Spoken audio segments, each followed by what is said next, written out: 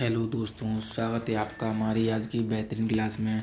आज हम करने वाले हैं हिंदी के एसएससी हिंदी प्रैक्टिस सेट महत्वपूर्ण top 20 question by Nilesh sir.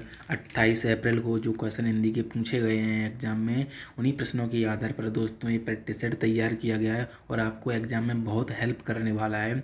तो सभी दोस्तों से निवेदन है कि इस सेट को ज़रूर लें, इससे आपको एग्ज़ाम में बहुत हेल्प मिलेगी। चलिए इस वीडियो को स्टार्ट करते हैं।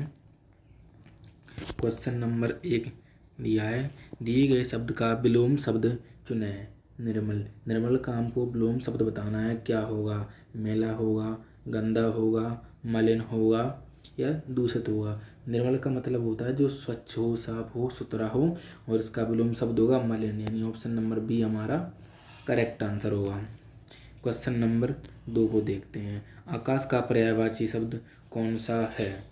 अंबर होगा, अतनु या फिर अम्बु या अवनी। आकाश, आकाश का पर्यायवाची क्या होगा? अंबर होगा।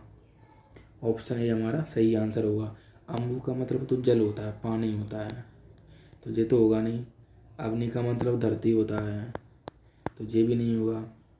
तो हमारा ऑप्शन ए सही आंसर होगा। क्वेश्चन नंबर 3 को देखते हैं। वाक्यांश के लिए एक शब्द चुनें जो कम बोलता हो। जो कम बोलता हो उसे अल्पभाषी कहते हैं। बहुभाषी जो बहुत भाषाओं को बोलता हो। वाचाल जो बहुत जाना बोलता हो। हमारा ऑप्शन नंबर ए सही है। क्वेश्चन 4 को देखते हैं। सही वर्तनी वाले शब्द का चयन करें। आशीर्वाद, जी आशीर्वाद लिखा है। जी आशीर्वाद लिखा है। जी आशीर्वाद लिखा है। जी भी आशीर्वाद लिखा है जी। हमें इसकी वर्तनी देखना है किस ऑप्शन में सही है। ऑप्शन नंबर बी में सही लिखा है आशीर्वाद। जी ऊपर रा होता है, इसे बोलते हैं रा का रेप प्रूफ।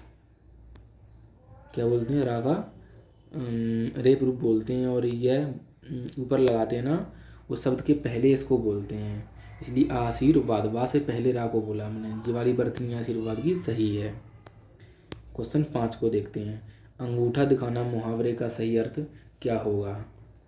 अंगूठा दिखाना, इसका मतलब होता है दोस्तों साफ मना कर देना।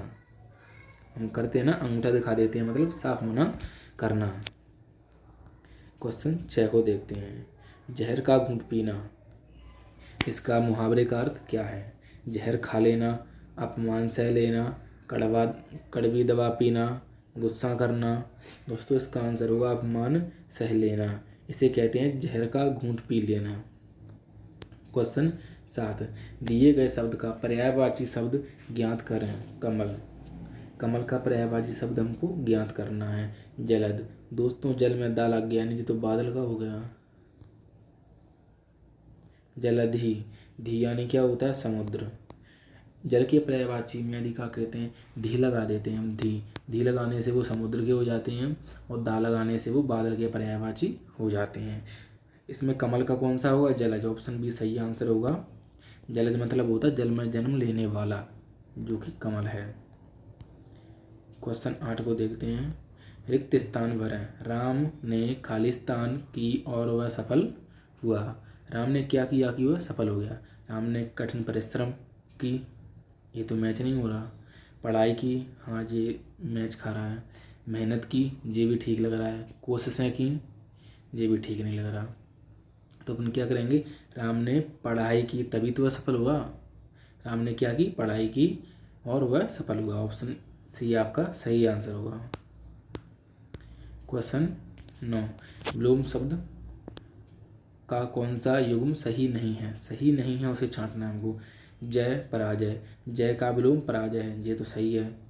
पाप और पुण्य, ये भी सही है, विलोम शब्द है। आयात का निर्यात होता है, ये भी सही है। आकाशगंध, दोस्तों ये पर्यायवाची है, इसीलिए यही वाला ऑप्शन हो जाएगा हमारा। क्वेश्चन नंबर 9 का ऑप्शन डी सही आंसर होगा। क्वेश्चन 10, वाक्यांश के लिए एक शब्द जिसकी कोई उपमा ना हो। इसके लिए हमें एक शब्द बताना है जिसकी कोई उपमा ना हो। अनुपम होता है, अपार होता है, अद्वितीय होता है, या फिर अतुलनीय होता है। जिसकी कोई उपमा ना हो दोस्तों उसे अनुपम कहते हैं। ठीक है। क्वेश्चन नंबर 11 को देखते हैं। त्रुटि पहचाने। आज मैंने बाजार जाना है। आज मैंने बाजार जाना है। इसमें क्या गलती है, हमको देखना है। दोस्तों आज इसमें लिखिए मैंने, इस मैंने का प्रयोग गलत हुआ है। आज हमें बाजार जाना है या आज मुझे बाजार जाना है, ऐसा ठीक रहता है। जी मैंने शब्द मैच नहीं हो रहा है, इसलिए ऑप्शन बी सही आंसर होगा। जी मैंने इसमें अशुद्धि है। क्वेश्चन 12, हाथी का पर्यायवाची शब्द नहीं है। हाथी का पर्यायवाची शब्द कौन सा नहीं है? गज, गज तो होता है हाथी का। तरणी, तरणी सूर्य का होता है, तो जे नहीं है। हाथी का पर्यायवाची नहीं है, क्योंकि जय सूर्य का पर्यायवाची होता है। कुंजर हाथी का होता है, मतंग भी हाथी का पर्यायवाची होता है, तो ऑप्शन हमारा सी सही है। दिए गए शब्द का विलोम चुनें। उदय, उदय शब्द का विलोम कौन सा होगा? अस्त होगा, नीचे होगा, अंत होगा या पतन होगा? उदय मतलब होता है जब सूर्य निकलता है सुबह, उसे कहते हैं उदय।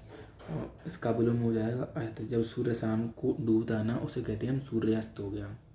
तो ऑप्शन सी इसका सही आंसर होगा।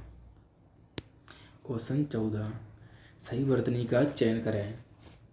इसमें से सही वर्तनी कौन सी है? कवयित्री ये वाली सही है, या फिर कवयित्री ये सही है, कवयित्री ये सही है, या फिर कवयित्री ये सही है? इसका आंसर होगा ऑप्शन ए, कवयित्री वर्तनी आपको देख लेना है। वर्तनी से एक क्वेश्चन आपका हर शिफ्ट में देखने को मिलता है, इनको आप देख लेना ध्यान से। नाक में दम करना मुहावरे का अर्थ है। परेशान करना होता है, इज्जत बचाना, बदनाम करना, या फिर सांस ना लेना। नाक में दम करने का मतलब होता है परेशान करना। बहुत परेशान कर लेता है ना वो, तो हम उसे बोलते हैं इसने तो नाक में दम करके रखा है। क्वेश्चन 16, रिक्त स्थान की पूर्ति करें। सफ़ेद रंग खालिस्तान का प्रतीक है, इसमें क्या आएगा? शांति का प्रतीक है, डर का प्रतीक है, हिंसा का प्रतीक है, या फिर क्रोध का प्रतीक है?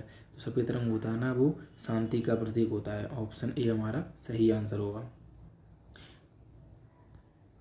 क्वेश्चन नंबर 17 को देखते हैं। वाक्यांश के लिए एक शब्द जो सब कुछ जानता हो। जो सब कुछ जानता हो उसे तो हम सर्वज्ञ कहते हैं। ऑप्शन बी हमारा सही आंसर होगा।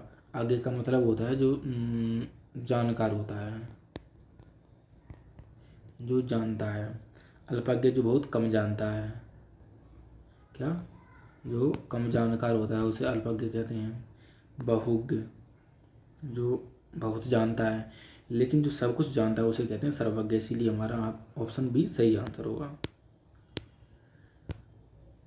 क्वेश्चन नंबर 18, पत्थर की लकीर होना मुहावरे का अर्थ क्या है? ऑप्शन ए कठोर होना, बी मूर्ख होना, अमिट होना, या मुश्किल काम।